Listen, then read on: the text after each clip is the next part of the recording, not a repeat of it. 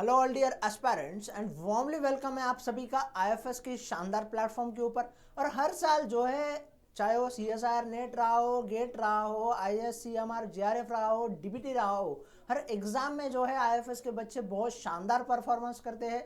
और as usual legacy maintain करते हुए इस साल भी जो है आईएफएस के बच्चों ने जो है बहुत शानदार परफॉर्मेंस दिया है डिफरेंट एग्जाम में।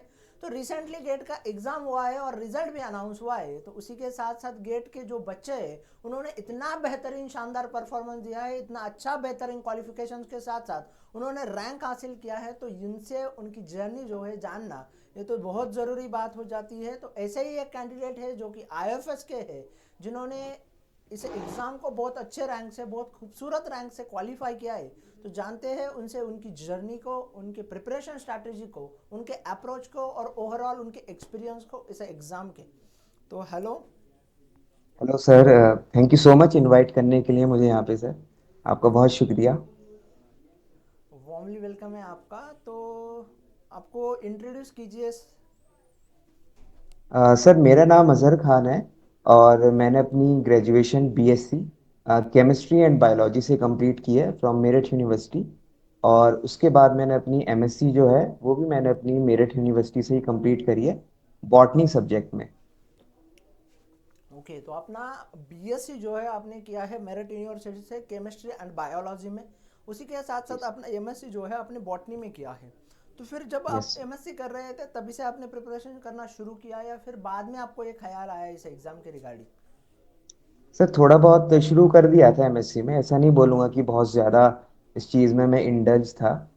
एमएससी में थोड़ा बहुत पढ़ना शुरू कर दिया था। जैसे ही एमएससी कंप्लीट हुआ तो आई गो फॉर अ जॉब। फिर मैंने जॉब शुरू कर दी। वहाँ पे मैं पढ़ाने लगा बच्चों को।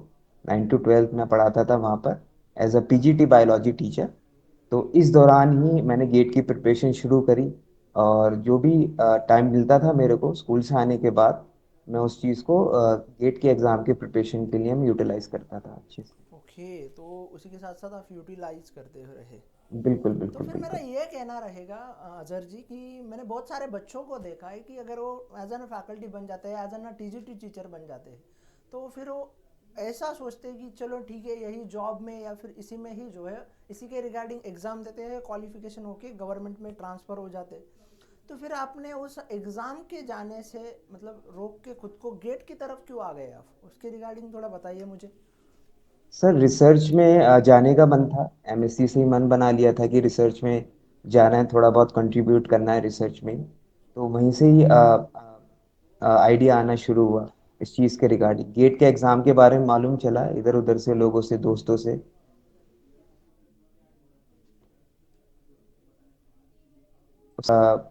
टाइम मैनेजमेंट की जहाँ तक आप बात कर रहे हैं, तो टाइम मैनेजमेंट आई थिंक मुझे ऐसा लगता है कि आप आसानी से मैनेजमेंट कर सकते हैं अगर आप वर्किंग में भी हैं तो। आप टाइम मैनेज आराम से कर सकते हैं। अगर आप स्कूल के बाद भी अगर 3 से 4 घंटे अगर आप निकाल पाते हैं अच्छे से, तो टाइम मैनेजमेंट में आसानी होती है। ऐसा एग्ज़ाम नहीं है कि आपको बहुत ज़्यादा 9 से 10 घंटे लगातार पढ़ना है। अगर आपके बेसिक फंडामेंटल्स क्लियर हैं तो I think 4 to 5 hours daily R enough for this exam. Okay, तो 4 to 6 आवर्स अगर आप देते हो तो आप आराम से क्वालिफाई हो जाओगे। तो फिर मुझे बिल्कुल ये सर। बताओ कि मैंने बहुत सारे एस्पिरेंट्स को देखा है कि वो एज एन, या तो फिर जस्ट प्रिपरेशन करते हैं या फिर वो एज एन जॉब करते हैं। बट दोनों चीज़ों को मैनेज करना कितना पॉसिबल या इम्पॉसिबल आपको लगा? क्या आपकी जर्नी रही उसकी थोड़ा एक्सपीरियंस कीजिए। सर सिंपल था। स्कूल जैसे मॉर्निंग में होता है, आए उसके बाद फिर अपना थोड़ा बहुत रेस्ट किया, खाना वगैरह खाया। उसके बाद अपना पढ़ना शुरू कर दिया। बीच में हालांकि रेस्ट लेना भी बहुत ज़रूरी है। मैं थोड़ा बहुत खेलता भी था, बैडमिंटन खेलने का शौक है, तो मैं वो भी करता था जिससे कि दिमाग मेरा ठीक तरीके से काम करता रहे। तो मैनेज हो जाता था सर। 4 to 5 आवर आप जॉब के साथ भी आराम से निकाल सकते हैं। अगर आप वाकई में अगर पीएचडी करना चाहते हैं, आपका रिसर्च में जाने का मन है, तो आई थिंक आपको कोई चीज़ रोक नहीं सकती इस चीज़ के लिए। मेरा ऐसा मानना है।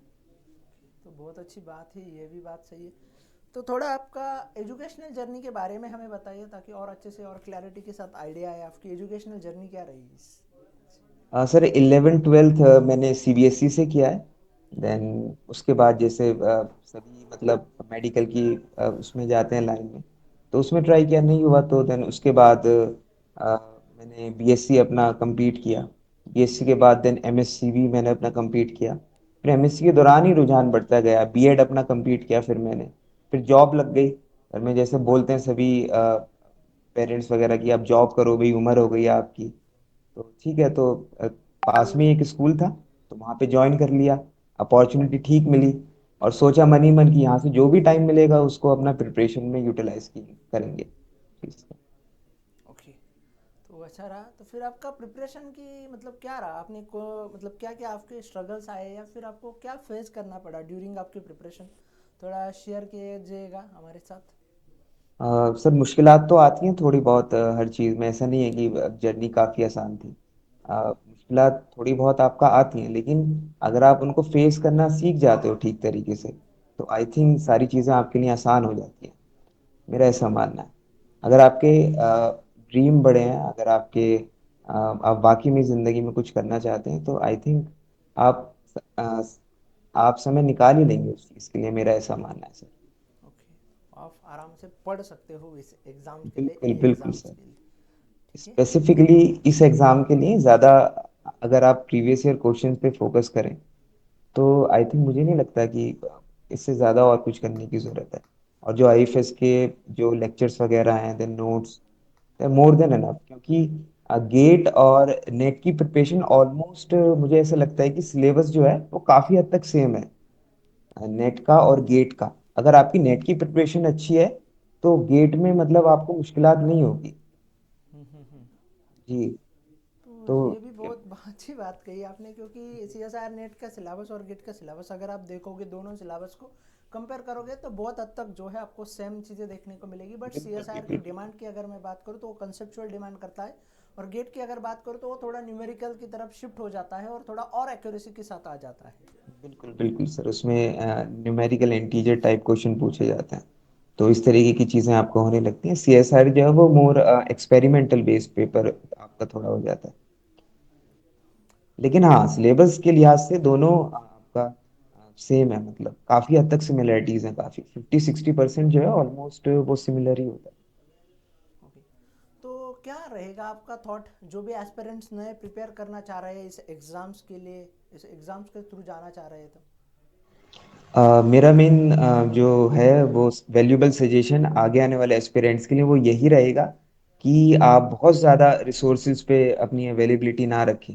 आप बहुत ही लिमिटेड से रिसोर्स रखें अपने, और प्रीवियस ईयर क्वेश्चन मस्ट है। मॉक टेस्ट प्रैक्टिस करें अगर आप कर सकते हैं, और कंसिस्टेंटली टाइम दें। ऐसा नहीं कि मतलब एक दिन पढ़े फिर आपका 3 दिन की आपने छुट्टी कर ली, ऐसा नहीं होना चाहिए। अगर आप 3 घंटे भी लगातार पढ़ रहे हैं, डेली बेसिस पे पढ़ रहे हैं, तो उसको पढ़ते रहें, है ना। अब बीच में गैप जो है फिर वो बैरियर एक क्रिएट कर देता है आपकी प्रिपरेशन में, मेरा ऐसा मानना है सर। तो आप ओके। लगातार पढ़ें, कंसिस्टेंटली आप पढ़ें, तो आपके लिए बहुत अच्छा होगा, और ये आराम से एग्जाम ये निकाल पाओगे आप। ओके। तो ये भी बात बहुत अच्छी बताई आपने। तो आपका क्या फ्यूचर का क्या सोचा है आपने फिर आगे। अ, देखते हैं सर, पीएचडी करने का सोचा है। अगर कोई अच्छे कॉलेज में अगर एडमिशन मिल पाता है, तो definitely I will go for the PhD. IIT में मिल जाए तो बहुत अच्छी बात है, तो ज़रूर सर उसी में आगे रिसर्च के लिए ही सोचा है सर। ओके। तो आपको बहुत सारी शुभकामनाएं मेरी तरफ से, पूरे आईएफएस फैकल्टी की तरफ से। थैंक यू सो मच आपका सर। जो भी ख्वाब देख रहे हो आपका यकीनन पूरा हो जाए। उसी के साथ साथ thank you so much Azhar ji for sharing your knowledge और एक्सपीरियंस और जर्नी और स्ट्रगल्स विद अस। यकीन है मुझे कि पक्का भी जो भी एस्पिरेंट्स नए प्रिपेयर कर रहे हैं और जॉब के साथ साथ प्रिपरेशन करना चाह रहे हैं, तो उनको जो है ये आपका स्ट्रैटेजी बहुत सारा हेल्प करेगा। So thank you so much. Thank you thank once you again. So much sir, thank you. Thank you.